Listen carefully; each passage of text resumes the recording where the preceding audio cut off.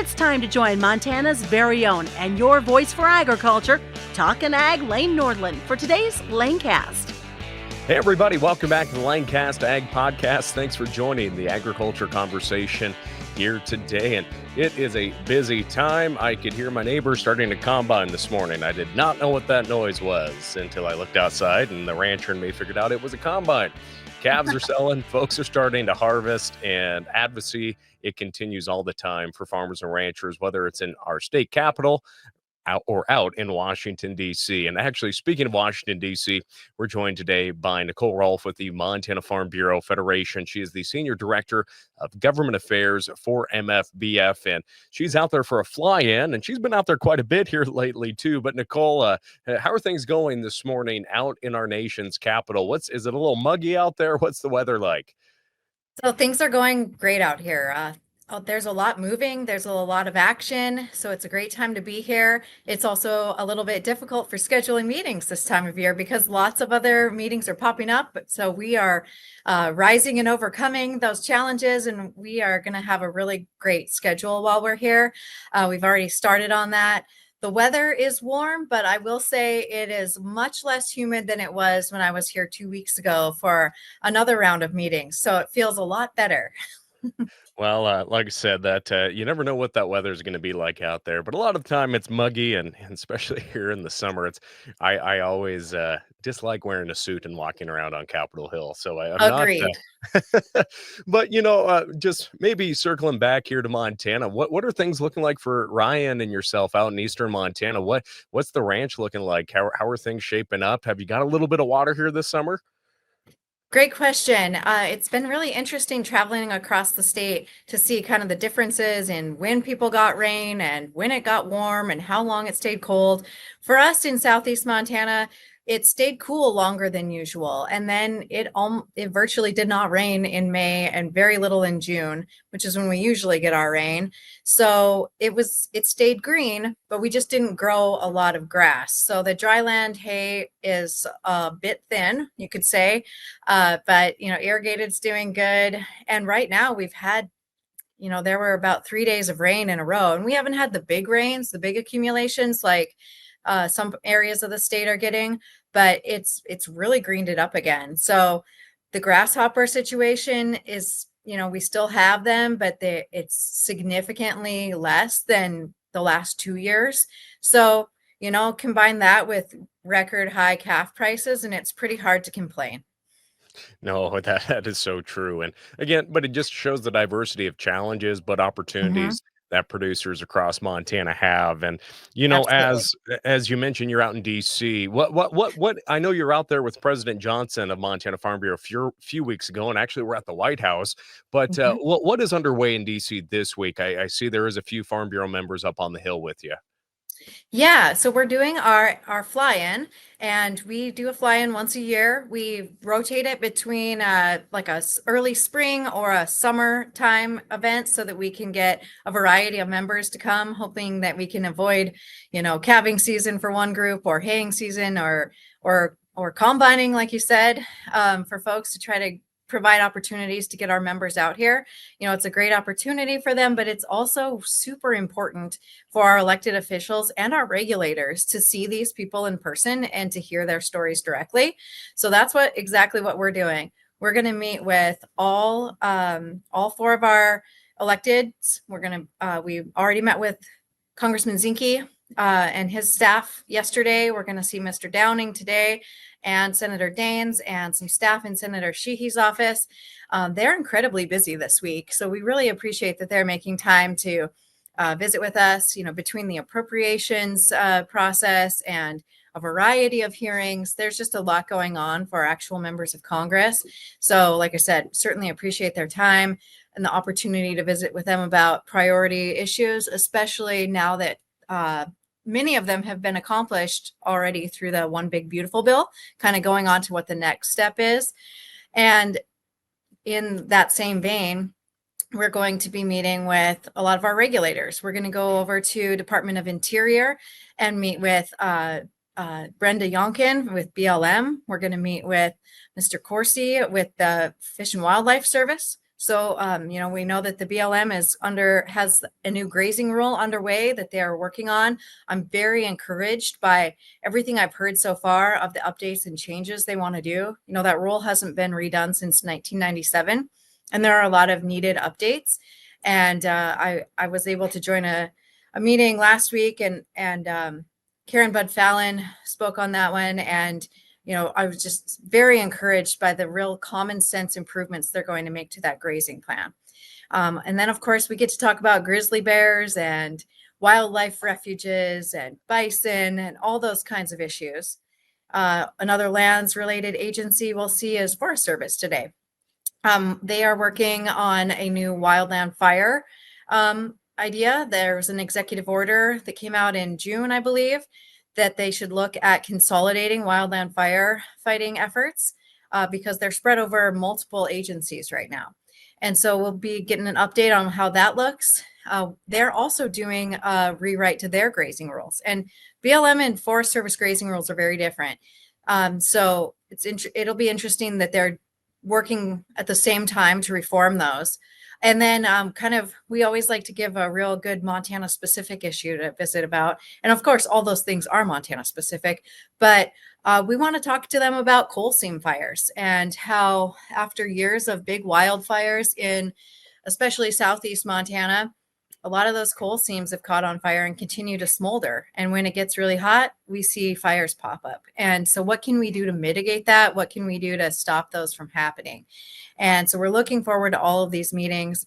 We actually do get to go back and meet in the executive office of the White House tomorrow morning as well, to get to talk with President Trump's ag advisor to talk about things like labor and the regulatory things we care about, like, the lands, things I already mentioned, but also the waters of the U.S. rule. It's got our ditch the rule sign in the back. I was going to bring up the ditch the rule.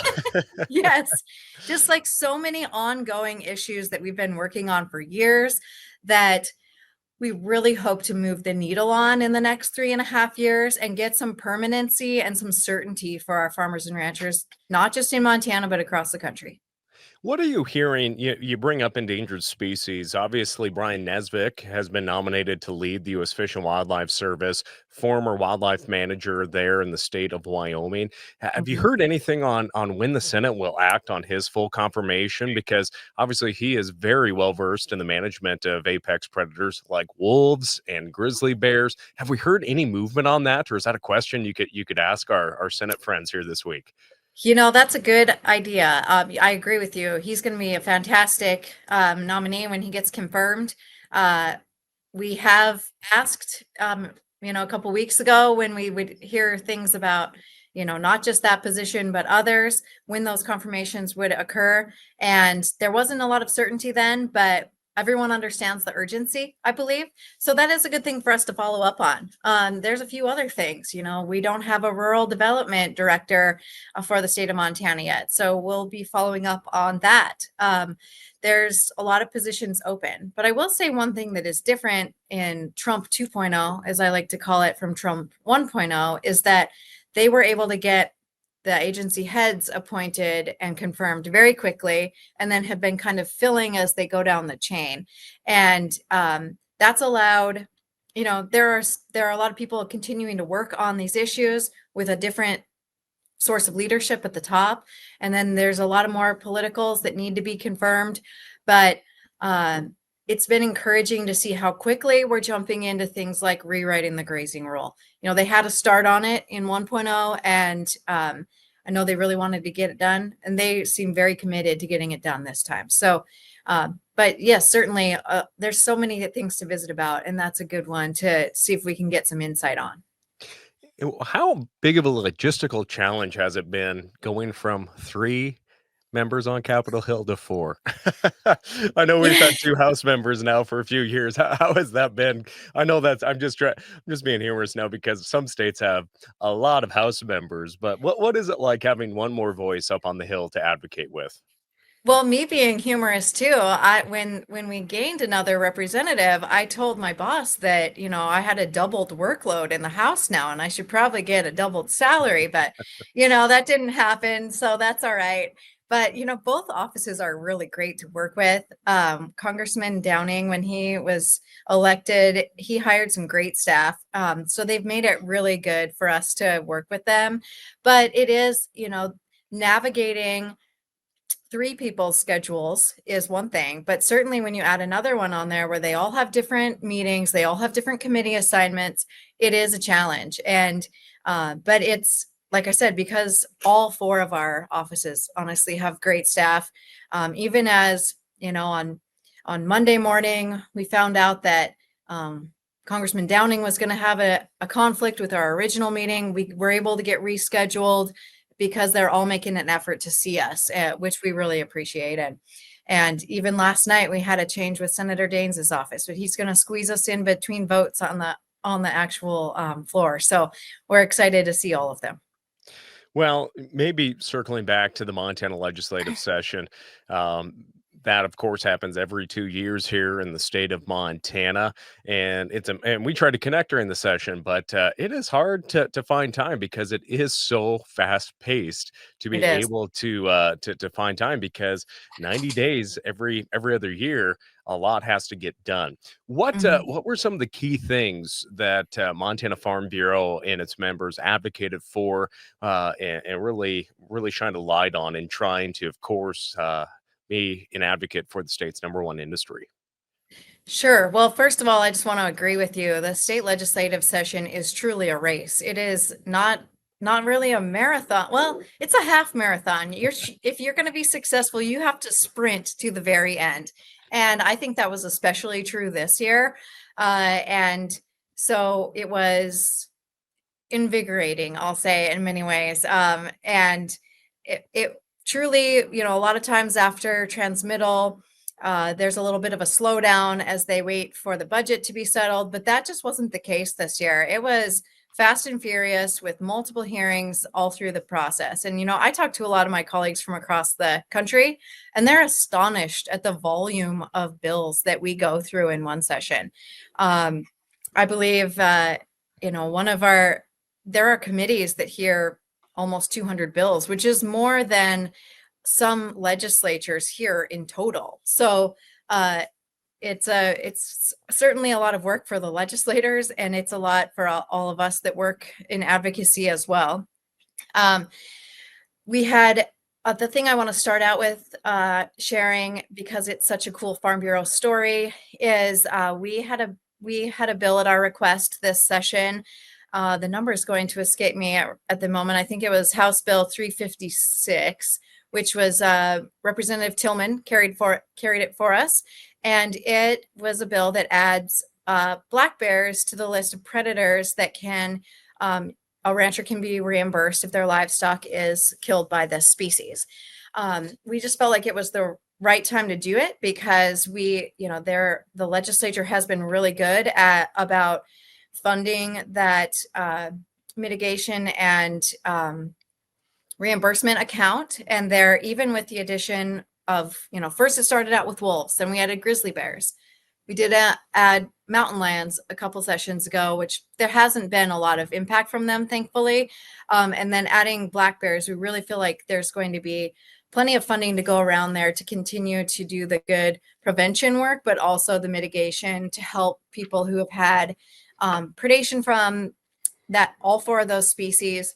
It's becoming more and more of an issue too, because as grizzly bear populations expand, they're pushing the black bears out into our farmyards. And it's been especially devastating to our members in Cascade County, where there's still quite a few sheep. And so at the Cascade County Farm Bureau annual meeting last September, they brought this up, discussed it, passed a policy that we should pursue a bill on the subject.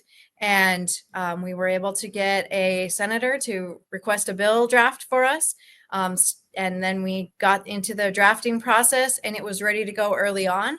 And we got that passed. So something helpful for our livestock producers, and also something that had zero impact on the budget, which was a very important thing for this session, because even though we started out with $1 billion surplus, things got really tight at the end. So, other big priorities for us are always protecting our farmers and ranchers senior water rights. I don't know what it is, but there are just getting to be gazillions of water bills every session. And this one, there were many. So we were able to hold off on a couple bills that would have been particularly damaging to our water rights, and harmful to agriculture in specific. We're pleased to get those stopped, but it's getting more and more difficult. We also need to continue to look to the future about what we're going to do next. We're approaching the end of adjudication, which is very encouraging. I know a lot of people think it's taken too long, and maybe it has, but we're using a process and doing diligent work, which is really important when we're protecting someone's property rights. So what do we do after final adjudication? That's a question that is unresolved at the moment. So something we get to work on again next session, which we have time, which is nice, because the soonest prediction for final adjudication statewide is 2028. And I know there are thoughts out there that may be ambitious. I'm still going to keep quoting that number because that's what I keep hearing. So, there's always a lot to work on. We are active in the tax front. We're active in livestock specific and crop specific bills. We were really supportive of a bill that we call the Pesticide Protection Act, which would have provided protection for our important crop protectant tools like pesticides by dealing with the labeling. We unfortunately lost that one by one vote late at night, right before the transmittal break. So that's something we'll be looking at doing again. Little crossover there with on the federal level. We're looking at some federal fixes as well, and are fighting really hard to keep a federal fix into the appropriations bill right now. So far, I believe it's still included. There was a hot debate on that yesterday. So we're just really, we were in on about 80 bills, and that includes confirmations, a wide variety of issues. So there was a lot. It was a busy session. No doubt. And a question that I have for you, Nicole, as we do see Montana's population grow, we are seeing less elected officials that have a tie to agriculture or direct career path from agriculture. So, how important is it for you and your team to be engaged and for Farm Bureau members to be engaged, not just out in rural parts of Montana, but to be engaged with these community members, these community leaders on a daily basis to build that rapport and show the role that agriculture does play and the role it plays in feeding constituents that need food and understand that it takes farmers to do that. Yeah, it's incredibly important. Every time the state gets redistricted every 10 years, our rural districts get bigger, and we get a lot more representatives coming out of the big population centers. And even if you set the location aside, there are just fewer people coming into the legislature from agriculture, period. So it's incredibly important that we reach out to our friends, our more urban friends, and even our rural friends as well, because none of us can be experts on everything. And I guess I encourage folks to remember that just because it might seem like common sense to you, or that everybody knows that calves are born in February, or that you combine in July and August, not everybody knows that. And so just sharing those things with our electeds, and then helping them understand the particular pieces of legislation that they're considering, how those impact us. I think a lot of times, that can be missed, because a lot of the stuff we go in on doesn't necessarily say like farmers. It's a more broad-based business type situation, especially in the tax world. So I can't stress enough how valuable it is for folks to engage, both locally and federally. I don't believe you. I don't believe calves are born in February. Not around our place. No. Well, yeah, that's the thing. January, February, March, April, and May. And then we got fall calvers too. We Yeah. can't leave anybody out. You gotta throw that group in there too. But transitioning back to DC here today, Nicole. There is a lot going on, even though it seemed that the bulk of focus for the past few weeks was the one big beautiful bill that was signed into law on July 4th. I can't believe this month's almost already over. Me But neither. again, there's so much still going on. I mean, we could touch again on the big beautiful bill, the tax aspects of it, what farmers and ranchers can gain from this, or existing pieces of legislation will continue, say, as the tax code. But also, as I mentioned, we have a lot of stuff expiring at the end of September. What are the conversations around an actual farm bill, maybe in 2026? What are you hearing up there in Washington? Well, let's start with the farm bill. I hear a lot that, and I believe it, that Chairman Thompson is committed to getting what's being called a skinny farm bill. So dealing with all, the things that weren't dealt with within the one big beautiful bill. And when he's committed, which he's been a great chairman, he'll make something happen. It's going to be difficult, of course, especially as now we're going into the August recess, and then there's just one short month following that before we move into the end of the year. So it's going to be a challenge, but the good news is it's less of a challenge because a lot of the priorities were accomplished in the one big beautiful bill. Increasing reference prices, dealing with a lot of other important issues, supporting our crop insurance better, things of that nature. So, hopefully we'll be able to look at something in the very near future that can be less flashy and less controversial, because even though we've always been advocates for keeping the nutrition title and the farm titles together, when you don't have to have those conversations at the same time, you're able to bring different people together. And so hopefully we'll be able to finalize a lot of those things, but we're just also really encouraged by how the fact we didn't just wait to hope that we could get this one big beautiful bill done and then do a farm bill. Like, I'm glad we were able to accomplish a lot of those things within a big package. You mentioned the tax provisions. That's something we've been messaging on, things like the estate tax exemption and 199A and 179 deductions since 2023, knowing that they were going to expire in the end of this year. And there really was the thought that we should, the message we were getting back, kind of, I guess I would say, is we understand, we know it's important, we're going to get it done. And they did get it done. So we're very pleased by the renewal of those and the permanency of some of them. But of course, everything's permanent until the next Congress, but we'll try to make sure we keep those things permanent. And so, there's a lot to celebrate in that vein. But now we need to really think about what we can do next. A lot of what us Montanans want to do are regulatory reform type actions. And we really need to engage with the agencies on these things. They truly want our feedback, and we need to provide it to them. We need to give them good examples and reasons for the changes we want to see. And I really am confident that we have a listening ear that's going to take those recommendations in mind.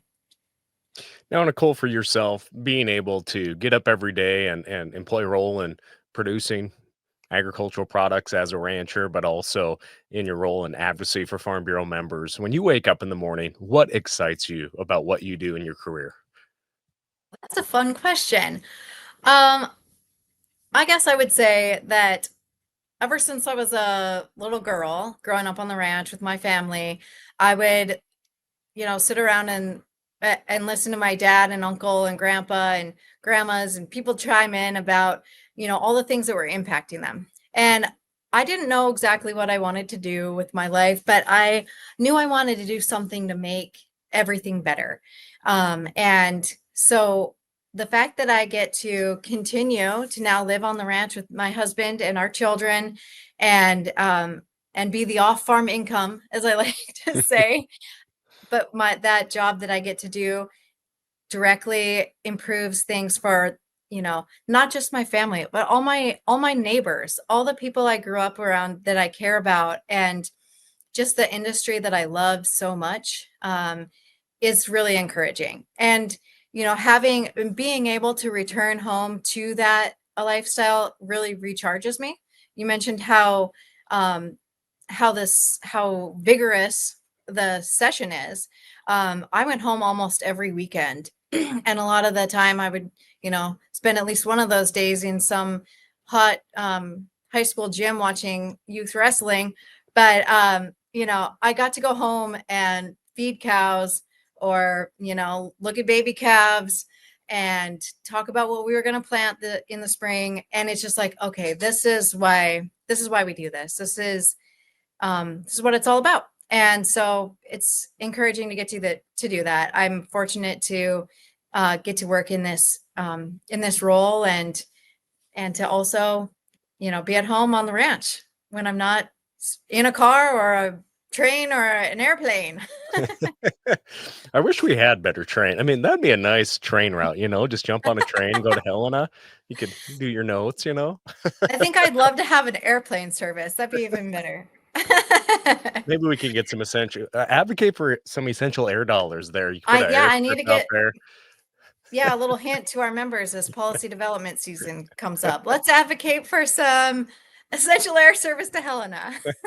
No, actually, I do hear that from a lot of my folks. Like, think about people who live in Sydney to Mhm. come to Helena. That's an 8-hour commitment, Yeah. one way.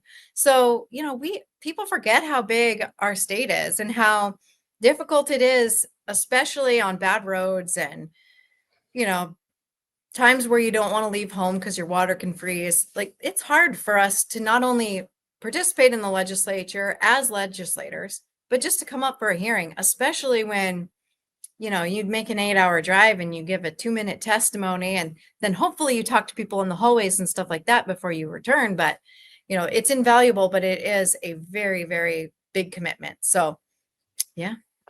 And maybe just expand upon that, Nicole, for our listeners that maybe they aren't members of Farm Bureau, but just the importance of that engagement and taking time to, when you get the notification that this is happening in Helena, if you do have an opportunity, head over there, participate, have your voice heard instead of kicking back in the lazy boy and commenting on it on Facebook and complaining. Become engaged and try to be part of that solution.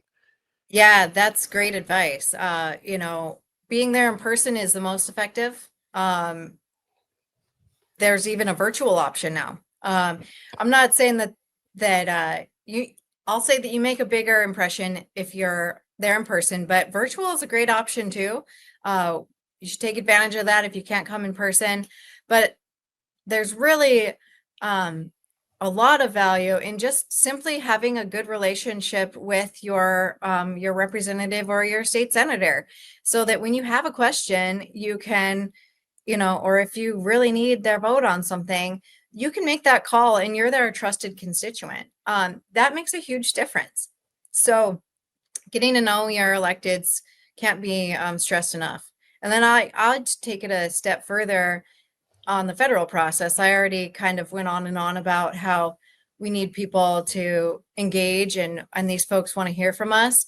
And that's true of our senators and our representatives, but it's true of our agency people as well. And in fact, when I was here 2 weeks ago, I think the best example I heard is from Administrator Zeldin of the EPA. He came and spoke with us and shared some encouraging things on both pesticide registrations and the waters of the U.S. But also he said, we need you guys to continue to engage. I know that there's issue fatigue. Those are my words, but there is issue fatigue. We've been working on this ditch the rule stuff since 2013, right? I can't believe it's been over 10 years. One time, former Congressman Rosendale actually made it, teased me a little bit. He's like, you're going to make a whole career on this WOTUS stuff, which is kind of true. It's been a long time. But we used to get thousands of comments when there was rulemaking on this. And the last round, there were 76. And a Mhm. lot of them were from, American Farm Bureau, some state farm bureaus, and then, the big groups of the environmental groups on the other side and things like that. So we've got to continue to engage and provide helpful feedback and hope to be heard and understood. I think one thing too, when folks hear that you're out in DC or the times where I get to go out and report in DC, I think a lot of people paint this image that you're out looking at the monuments all the time and having all this. I mean, just walking from the House to the Senate offices, it's not just crossing the street. It's crossing a Right. few acres to get there. But when you do have time to do that, I mean, again, do you keep track of your steps out there? And I mean, seriously, because I don't think people, unless they've done it, I don't think they can grasp how much movement it takes just to have these meetings, and Right. the agencies aren't necessarily up on the hill either. Right. They aren't. Yeah, when we go to Interior tomorrow, it's going to be quite a jaunt. But yes, I looked at my step count last night, and mind you, I flew yesterday, so I was in an airplane until 2 o'clock in the afternoon, and by the end of the evening, I already had 15,000 steps. Yep. So, I guess maybe that's why people are in better shape in some places. But I yeah, it's a lot of work, and yeah, I do think there can be that perception that we just come and visit, but no, we come out here and like I said about my flying folks, I'm like, we're not here for vacation, we're here to work. And they're very committed to doing that work and to sharing their stories, and they're up for it. And of course, we always try to include something fun. Like we're going to go to the White House for a tour, but we're also going to go to the executive office and have some serious conversations about labor and about all kinds of different things that are hard hitting. So, and that's what's great too, is that we have the opportunity to do that. I think a lot of people feel like Congress and agencies, the presidents they're just far away. It's just something that's kind of intangible. But I think when you're out here, you realize government is actually very touchable, and you might not always agree with the direction it's going, but if we don't try to help guide that, nothing's going to change. So engage, do your civic duty, and represent yourself. Now, my last question has to deal with food because fine dining is few and far between wherever you may live in Montana. Where when you do get time to go out, where's one of your favorite places to eat out in DC? Ooh, this seems to change. But okay, so I'll give you two ones. A little bit more casual, that's always popular with my members. There's two of them actually. One is the Dubliner. It's like the place that people go. It's near Union Station. It's near the Senate side. Of course, they have great beer, but they have really good, solid food. And after these days of 20,000 or so steps, and I don't always take enough breaks to feed people either. Like we're hungry at dinner. So that's good, solid food. There's also a German place called Cafe Berlin that I've taken folks to. My Texas counterparts love that place. And so I went there with them one time, and then we've had groups meet there. It's really good food too. And then as far as like a little bit nicer sit down situation, the fun place I'm taking the group this year is Succotash Prime.